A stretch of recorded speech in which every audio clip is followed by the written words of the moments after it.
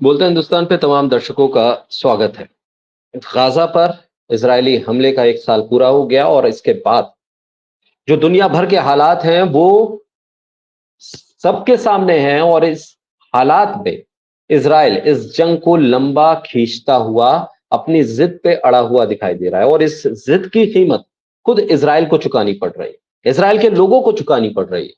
वो लोग जो प्रोफेशनल्स हैं, जो दुनिया भर में कारोबार कर रहे थे और इजराइल के साथ कनेक्ट करके अपने कारोबार को बढ़ाना चाहते थे, या इजराइल की कंपनियां जो दुनिया भर के प्रोफेशनल्स को अपने यहां बुलाती थी और अपने कारोबार को बढ़ा रही थी, कंस्ट्रक्शन का सेक्टर हो, तमाम जगह अब इजराइल पिछड़ता हुआ दिख रहा है। इजराइल अपनी तरक्की की गाथाएं गाता था, पूरी दुनिया में जाकर बताता था कि देखिए हम कितने छोटे से मुल्क हैं और पूरी दुनिया में हम तरक्की की नई राहें पैदा कर रहे हैं और लोगों को टेक्नोलॉजी हम बेच रहे हैं, व्यापार कर रहे हैं अपनी इस टेक्नोलॉजी के बल पर। वो तमाम दावे इजराइल के अब ध्वस्त हो जाएंगे, क्योंकि इजराइल के खुद के लोग जो इजराइल में रह रहे हैं वो पिछले 1 साल से देख रहे हैं कि इस जंग का कोई नतीजा नहीं। ये जंग किसी मकसद के साथ नहीं है बल्कि एक जिद के साथ है, और शायद मकसद बेंजामिन नेतन्याहू का यह है कि कुर्सी बची रहे, इसलिए गाजा के बाद लेबनान, ईरान के हमले के बाद दुनिया ने यह देख लिया कि इजराइल का जो डिफेंस स्ट्रक्चर है वो कितना कमजोर है। हमास के हमले के बाद दुनिया अचंभित थी कि आखिर इजराइल पर ऐसा हमला हो सकता है। ईरान के हमले के बाद यह साबित हो गया कि वो तमाम चीजें जो इजराइल ने पूरी दुनिया को सामने बताई कि हम सबसे मजबूत देश हैं, हमारी डिफेंस टेक्नोलॉजी सबसे मजबूत है, हमारी जो इंटेलिजेंस है वो सबसे ज्यादा मजबूत है, वो तमाम चीजें ध्वस्त हो गई। और ये बात जब से इजराइल के लोगों तक पहुंची, दुनिया तक पहुंची, तब से इजराइल के भीतर रहने वाले जो प्रोफेशनल्स हैं, जो कारोबारी हैं, वो लोग अब इजराइल छोड़कर निकल रहे हैं। जो कारोबारी हैं वो ये देख रहे हैं कि इजराइल के भीतर रहते हुए वो इस जंग से बाहर नहीं निकल पाएंगे, और इस जंग से बाहर अगर वो नहीं निकल पाएंगे तो फिर आने वाले वक्त में किसी हमले के दायरे में वो ना आ जाएं, उनका कारोबार ना आ जाए, इसलिए वो इजराइल को छोड़ रहे हैं। दरअसल सोशल मीडिया पर, एक्स पर स्प्रिंटर, ये एक अकाउंट है जिस पर बीबीसी फारसी, उसके रिपोर्टर का एक वीडियो है जो तेल अवीव से रिपोर्ट कर रहा है, और वो तेल अवीव से रिपोर्ट करते हुए इस बात को बताते हैं कि अब कोई उम्मीद हमें अपने भविष्य, अपने फ्यूचर के बारे में नहीं बची है। ये तेल अवीव के लोग, ये इजराइल के लोग कह रहे हैं। इसलिए कई प्रोफेशनल्स इजराइल छोड़ने को तैयार हैं, और इसी चीज को भारतीय पत्रकार भी रीट्वीट करते हुए इस बात को बता रहे हैं कि कैसे बीबीसी के संवाददाता इजराइल की राजधानी तेल अवीव से बता रहे हैं कि तेल अवीव में, इजराइल में लोगों को अब उम्मीद अपनी सरकार से किसी भी तरह की बची नहीं है। इसलिए प्रोफेशनल्स देश छोड़कर जा रहे हैं, लोग दिवालिया हो रहे हैं। अमेरिका और यूरोप की भारी मदद के बाद भी इजराइल इस युद्ध में बर्बाद हो रहा है। आप दुनिया भर से लोगों को बुला रहे थे और बता रहे थे कि देखिए हमारे पास सिंचाई करने की ऐसी टेक्नोलॉजी है, हमारे पास डिफेंस में हथियार बनाने की ऐसी टेक्नोलॉजी है, हमारे पास चीजों को और ज्यादा कैसे प्रोफेशनल बनाया जाए इसकी टेक्नोलॉजी है।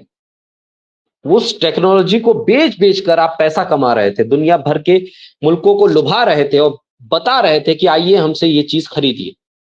आज हालात ये हैं, खुद इजराइल के प्रोफेशनल्स, इजराइल के कारोबारी इजराइल छोड़ने को मजबूर हैं, क्योंकि वो कह रहे हैं कि अब साफ हो गया है कि हमारा भविष्य इस जंग के मैदान में नहीं है।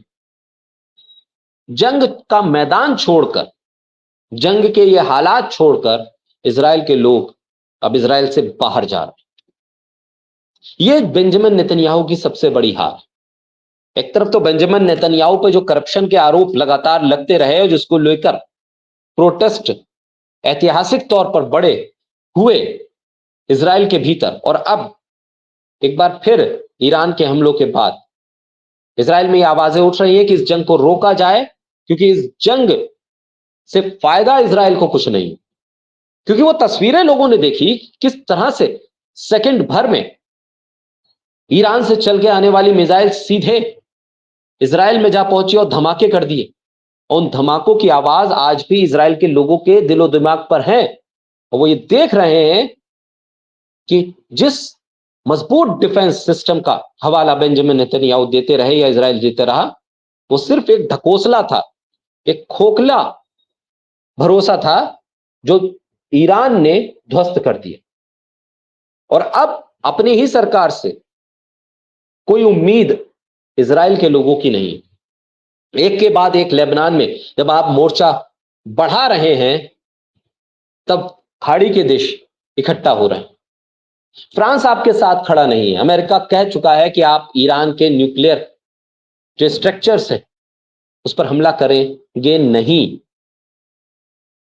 आप इस तरह की स्थिति पैदा ना करें कि दुनिया आपके खिलाफ पूरी तरह से खड़ी हो जाए। आईसीजे का फैसला जो है वो साफ तौर पे बता रहा है कि ये इजराइल कितना क्रूर तरीके से मानवता पर हमला कर रहा है। बावजूद इसके यूएन जैसी संस्था भी कमजोर पड़ गई है इजराइल और अमेरिका के गठजोड़ के आगे। लेकिन अब जिस तरह से लेबनान पर हमले किए जा रहे हैं, उसने एक और नया मोर्चा खोल दिया है जिसपे अब ईरान के जो जितने भी लीडर्स हैं वो कुवैत भी जा रहे हैं, कतर भी जा रहे हैं, वहां बातचीत चल रही है। गल्फ कंट्रीज की अपनी एक बैठक हुई, इस पे साफ तौर पे कह दिया गया कि हम लेबनान के साथ खड़े। और जब हिजबुल्लाह से मुकाबला हुआ तो इजराइल का कितना नुकसान हुआ ये खुद इजराइल बेहतर जानता है, जिसको छुपा भी लिया गया, जिन खबरों को बाहर आने नहीं दिया गया, और ईरान के हमले के बाद कितना नुकसान हुआ उन चीजों को भी छुपाया गया। लेकिन बीबीसी फारसी उसके रिपोर्टर तेल अवीव से बता रहे हैं कि उन हमलों के बाद ईरान के लोग, जो इजराइल के लोग हैं, उनकी उम्मीद अब अपनी सरकार बेंजामिन नेतन्याहू के साथ नहीं है। उनको उम्मीद नहीं है कि अब यहां कुछ बेहतर हो पाएगा, इसलिए वो इजराइल छोड़ने को मजबूर हो रहे हैं। ऐसे में जंग के मैदान में इजराइल खड़ा है। पैसा उसे अमेरिका और दूसरे मुल्कों से हथियार भी मिल रहा है, पैसा भी मिल रहा है, बावजूद इसके उसका अपना स्ट्रक्चर धराशायी हो रहा है। कंस्ट्रक्शन जो सेक्टर है वो पूरी तरह से तबाह हो गया, उसके पोर्ट्स वो खाली पड़े हैं, वो कहीं से भी व्यापार करने की स्थिति में नहीं है, क्योंकि जब उसके जहाज पानी के सहारे पानी पर निकलते हैं तो हूती जैसे ऑर्गेनाइजेशन उन्हें टारगेट करके उन्हें वहीं रोक देते हैं। कारोबार हो नहीं पा रहा है इजराइल का, मैन्युफैक्चरिंग हो नहीं पा रही है, कहीं से कोई सामान आ नहीं पा रहा है, कंस्ट्रक्शन सेक्टर पूरी तरह से ठप हो चुका है। नए प्रोफेशनल्स आपके देश में आने को तैयार नहीं, क्योंकि जान जोखिम में है वहां पर। और ऐसे में अगर इजराइल के प्रोफेशनल्स खुद इजराइल छोड़कर दुनिया के दूसरे देशों में जाने को मजबूर हो रहे हैं, इसका मतलब साफ है कि बेंजामिन नेतन्याहू की पूरी पॉलिसी अब उसका पर्दाफाश हो गया है, वो खोखली साबित हुई है। और बेंजामिन नेतन्याहू अपनी ही देश की जनता के सामने सवालों के जवाब नहीं दे पा रहे। प्रोटेस्ट अब भी हो रहे हैं बेंजामिन नेतन्याहू के खिलाफ, अब भी इस जंग को रोकने के लिए लोग सड़कों पर निकलकर सवाल उठा रहे हैं।